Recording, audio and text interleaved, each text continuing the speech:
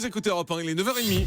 Le journal des médias avec Thomas Joubert. Bonjour Thomas. Bonjour, à la une ce matin, une présentatrice de BFM TV se lâche complètement dans un lancement qui n'aurait jamais dû être diffusé. Les journalistes de Canal+ n'étaient pas les bienvenus au rassemblement de Jean-Marie Le Pen hier. Et un rappeur tacle sévèrement, touche pas à mon poste. Et on commence donc avec BFM TV qui a diffusé hier par erreur le lancement raté de sa chroniqueuse politique. Oui, Apolline de Malherbe présentait hier soir son rendez-vous BFM Politique. Et pour lancer la rediffusion à 21h, la présentatrice a enregistré un petit lancement pour annoncer son invité. Un lancement raté qui n'aurait pas dû être diffusé, dans lequel elle se lâche complètement. Sur Twitter, la journaliste s'est même excusée pour les jurons. Écoutez cette séquence diffusée juste avant 21h hier soir sur BFM TV. Mon invité ce soir, Louis Alliot, le vice-président du Front National. Et merde, il fallait annoncer l'actualité va te faire foutre.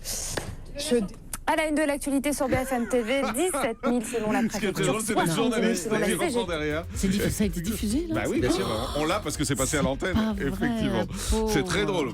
En tout Oh cas, non, elle est la morte. pauvre. Pourquoi la pauvre? C'est pas Oh très non, grave. En mais même temps, elle si. insulte personne. Ce qui aurait été plus grave, c'est Non. qu'elle insulte quelqu'un. Ouais. Oh, Là, elle est morte de rire. Elle est morte de rire. On la voit à l'antenne. Allez, des journalistes de Canal pris à partie hier lors du rassemblement de Jean-Marie Le Pen. Comme tous les 1er mai, les partisans de Jean-Marie Le Pen se sont réunis au pied de la statue de Jeanne d'Arc à Paris. Le chroniqueur du Grand Journal, Cyril Eldin, a été expulsé du rassemblement.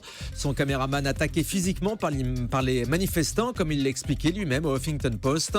4 mecs m'ont pris et m'ont jeté dans la foule avec comme message « Dégage, on t'aime pas ». Tension aussi avec une équipe du Petit Journal. Le reporter Hugo Clément et son caméraman ont aussi été pris à partie, comme l'atteste le son de cette vidéo tournée par le Lab d'Europe 1. Écoutez. Dégagez, pour foutre de la gueule des Français. Foutez-moi le con, fumier. Voilà le Canal+. Canal Plus, bande d'enculés. Bande de francs-maçons. Canal Plus, francs-maçons.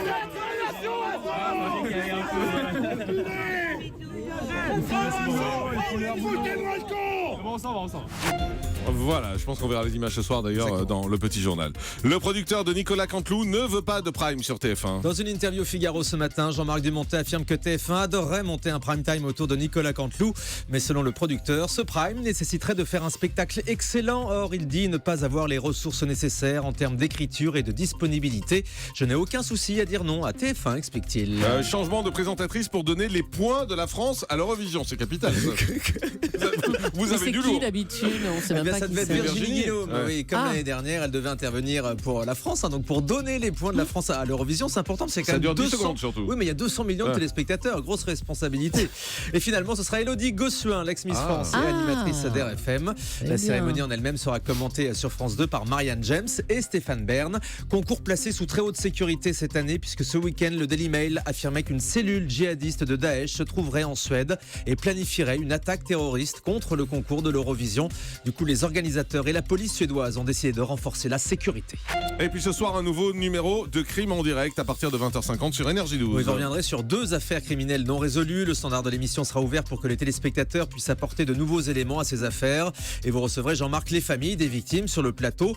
Parmi ces affaires, le meurtre et le viol d'une joggeuse à Olivet sur les bords du Loiret en 2008. Les équipes de crime ont pu rencontrer un des suspects connu pour des faits de violence sexuelle. Il avait été relâché par la police faute de preuves. Écoutez en avant-première le témoignage que vous verrez ce soir. Sa voix a été déformée.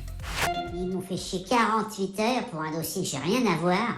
Et moi, j'ai rien eu d'indemnité, rien, pas un euro. Vous faisiez quoi, vous, ce 22 juin 2008? Je m'en souviens plus. Ce que je sais, c'est que je fais pas les gens, quoi.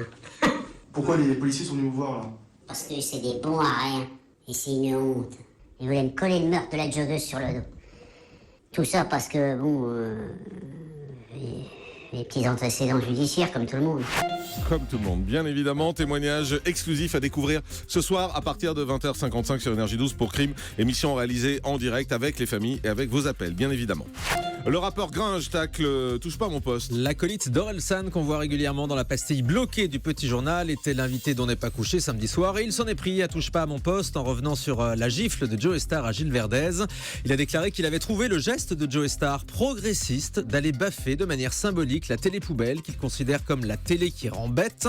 En parlant donc de touche pas à mon poste, déclaration surprenante du rappeur qui a dû changer d'avis en quelques semaines puisque le 18 décembre dernier, il participait lui-même à touche pas à mon poste pour faire sa promotion promotion. Il s'était alors déguisé en héros de Star Wars. C'était dans l'émission du vendredi présentée par Julien Courbet. Ça fait désordre. Hein, Effectivement, oui, c'est toujours très bizarre ça. La danseuse Faux Voto, bientôt dans une comédie musicale. La jurée de Danse avec les stars sera la vedette de l'adaptation de Saturday Night Fever, comme vous l'a révélé Europe 1 ce matin. Oui, on retrouvera les tubes mythiques comme celui-ci. Écoutez. Bah voilà, c'est ce que je chantais. C'était presque ça. On n'avait pas tellement reconnu. Non. Le spectacle, donc Saturday Night Fever, sera lancé le 9 février 2017 au Palais des Sports de Paris avant une tournée en province. Les producteurs ont prévu de transformer les salles de spectacle en dance floor. Et Faux Voto annonce dans Le Parisien que le calendrier lui permettra de participer à la fois à ce spectacle musical et elle restera dans le jury de Danse avec les stars à la rentrée. On termine avec le chiffre du jour. 20 ans, Catherine Sellac fêtera prochainement les 20 ans de son émission Thé ou Café sur France 2. Pour l'occasion, Télé Loisirs nous apprend qu'une émission spéciale aura lieu le 29 mai prochain.